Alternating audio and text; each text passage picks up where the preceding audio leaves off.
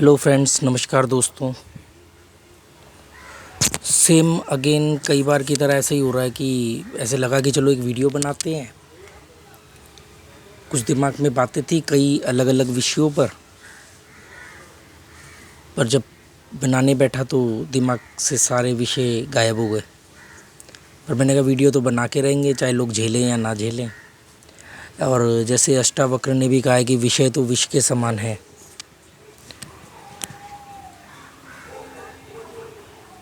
तो एक चीज़ ऐसी मैं वीडियो में नहीं देख रहा था, वीडियो वाला टॉपिक तो दिमाग में नहीं है। मिली जैसे एक बात आप लोगों ने बड़ी कॉमन सुनी होगी कि लिखा है, सब कुछ लिखा है। बहुत बोलते लोग लिखा हुआ है भाग्य, मतलब कहने का मतलब है लिखा हुआ है मतलब भाग्य पे लिखा है, माथे पे लिखा है, छाती पे लिखा है, पीठ पे लिखा है, लिखा हुआ है, सब कुछ लिखा हुआ है। अभी देखो साथ में रिजॉर्ट में कुछ लोग यही स्विमिंग पूल पे नहा रहे हैं, पर ये फॉरेनर है। आप सिर्फ उनके बात करने की आवाज़ आ रही है और कोई शोर शराबा नहीं, वो भी बच्चे की थोड़ी आवाज़ आ रही है। पर जब इंडियंस यहाँ आते हैं और उसमें भी स्पेशली नॉर्थ इंडियंस, उनकी शोर से ज़्यादा उनका नॉर्थ इंडियन होना डिस्टर्ब करता है, क्योंकि मैं भी वहीं से हूँ ना। और अच्छा है अपनी खामियों पे बात करेंगे तो भी हम किसी चीज़ को सुधार पाएंगे। तो अब बात कर रहे थे लिखा है।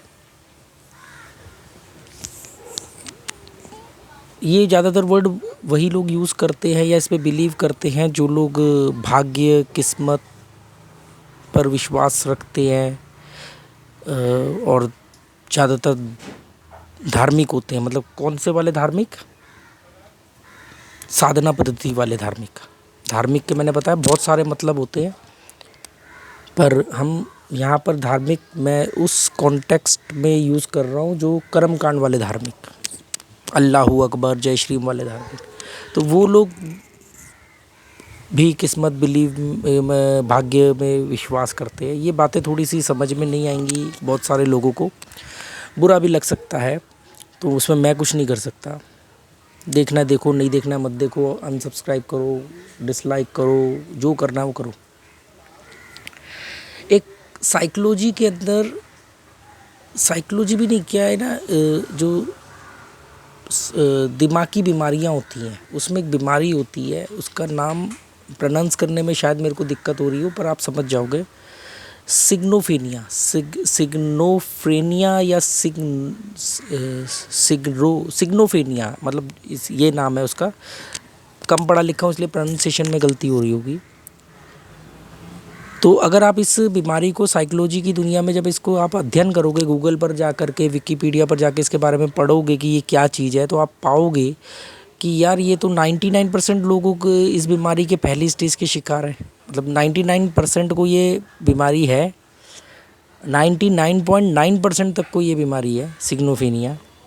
इसमें कुछ लोग पहली स्टेज पे हैं, ज़्यादातर लोग, फिर कुछ दूसरी पे हैं और कुछ तीसरी पर है, जो मरने काटने को आतुर रहते हैं एक ऐसी चीज़ के लिए जो अदृश्य है, जिसका उनका मानना है, उनका ज्यूम है, पर वो साबित नहीं कर सकते। उसके लिए मारने काटने को, अपनी जान देने को या जान लेने को तैयार हैं। वो उसकी लास्ट स्टेज है सिग्नोफेनिया की। हाँ, पहली स्टेज जो है जिसको मतलब बहुत माइनर लेवल पर हम कह सकते हैं, तो वो ये है कि जैसे भाग्य, अब भाग्य पे विश्वास रखना। भाग्य कभी आप साबित कर सकते हो? मेरी नज़र में भाग्य की परिभाषा क्या है? आपके पास मौका आया और आप सतर्क थे और आपने उस मौके को भुना लिया, तो उसका जो नतीजा आएगा वो आपके फेवर में आएगा, वो आपका भाग्य है। आपके पास मौका आया, आप सतर्क नहीं थे, मौका निकल गया, दुर्भाग्य।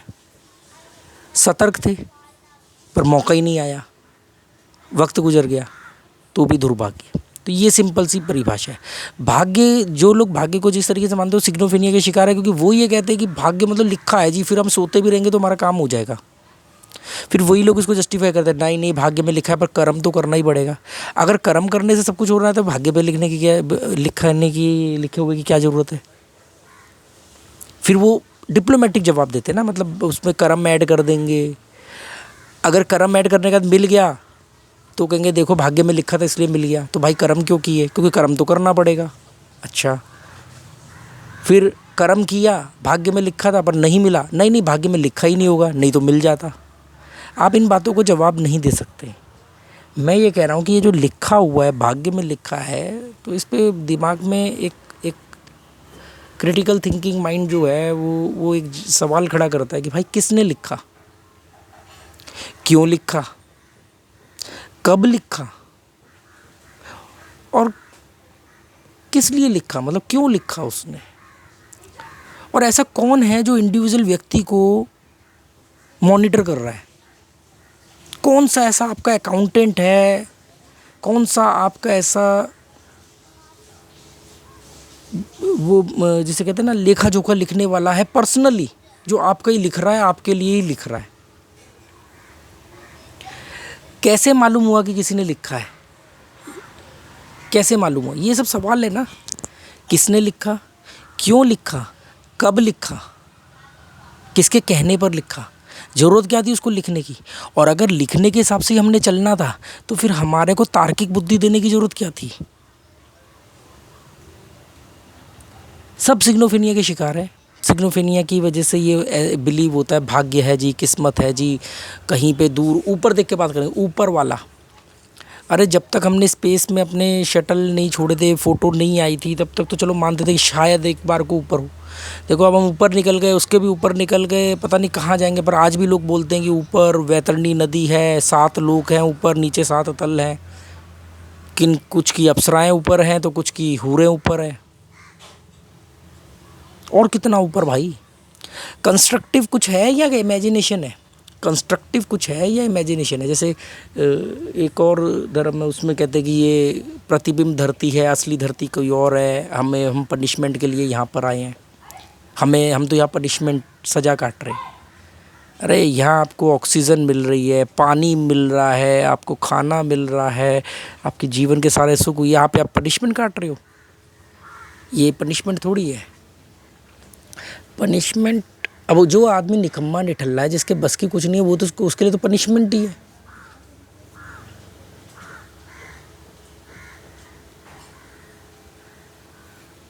मैं मालूम है क्यों वीडियो बनाता हूँ, मतलब मैं इतना जॉयफुल रहता हूँ अंदर से कि विचार प्रकट करने का मन करता है।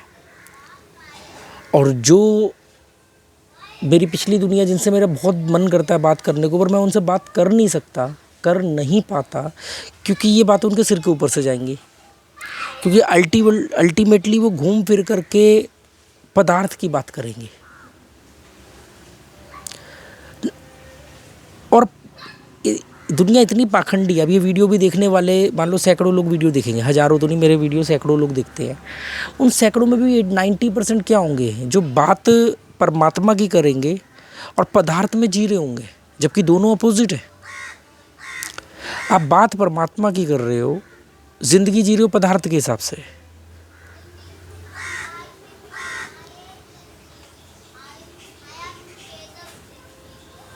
एक आदमी बता दो जो अपने विचारों में इन्वेस्टमेंट करता हो।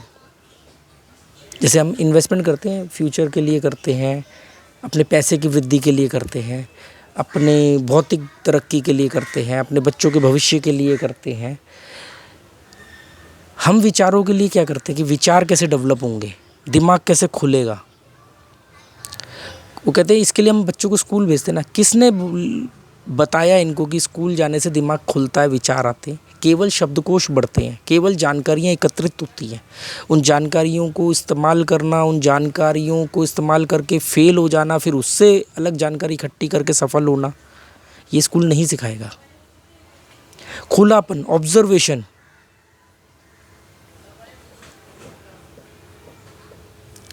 खुला हुआ दिमाग क्या है ना, उसके आगे कोई भी चीज़ रख दो वो उस पर 2 घंटे बोल देगा।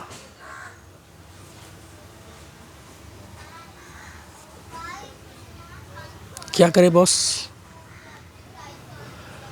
तो मुझे मालूम नहीं, आप लोगों को पता लगे कि किसने लिखा है, क्यों लिखा है, उसको ज़रूरत क्या थी लिखने की। और हम इतने ही मूर्ख अगर उसने बनाए, जिसने भी हमें लिखा, या वो जिसका भी ऑर्डर फॉलो कर रहा है, कि जिसके कहने पर वो ये लिख रहा है, या उसने खुद ही हमें बनाया, तो उसने हमें इतना मूर्ख क्यों बनाया? कि उसको हमारे लिए लिखना पड़ जाए। और अगर लिखना ही था और लिखने के हिसाब से ही चलना था तो फिर हमारे को आईक्यू लेवल, क्रिटिकल थिंकिंग, तार्किक बनाने की ज़रूरत ही नहीं थी। तो कुछ नहीं है, फिर भी आपको इसका बेहतर जवाब मिले तो बताना कि आजकल मेरी कम्युनिटी में अच्छे लोग जुड़ रहे हैं जो रैशनल हैं, जो तार्किक है।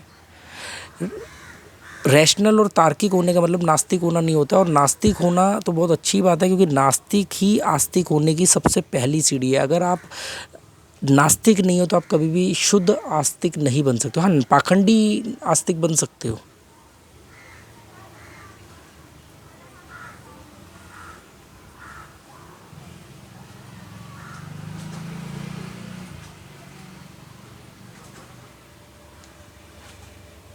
पौधों में पानी देना है। बारिशें तो चलेगी गोवा में, सूख रहे हैं, थोड़े थोड़े सूख नहीं रहे हैं, मतलब सूखापन सा लग रहा है।